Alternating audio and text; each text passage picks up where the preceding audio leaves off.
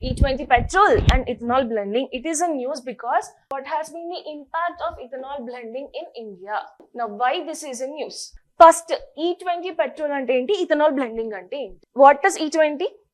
20% of ethanol, 80% of petrol. Enduku? Supporting to the environment, supporting to the farmers, cleaner energy. This is your cleaner fuel than petrol. And why? Reduction of oil imports. Okay. So, E20 petrol is nothing but 20% of ethanol and 80% of petrol. And further, India achieved this. Actually, 2030 varaki inta ani pettukunnamu. But before itself, India has been achieved its 20% blending targets 5 years ahead. ఇది ఏ పాలసీలో తీసుకొచ్చారు? National biofuel policy 2018.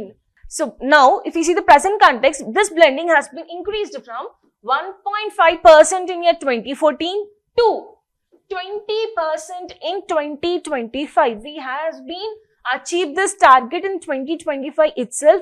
Actually, ఈ target అనేది 2030 వరకు పెట్టుకున్నాము. But if you see 1.5% in 24 nunchi, we have come to 20% in the year 2025 itself. What is the significance of this bioethanol production ante? First thing, energy security, import substitution. That is almost, it can save millions of rupees with respect to crude oil imports. And further, emission reduction. Yes, undoubtedly carbon monoxide, carbon dioxide emissions will be reduced. And further, it will boost the rural economy. Tarvata job creation, employment creation, expands the rural job opportunities, fostering the economic growth. This is the significance of bioethanol production.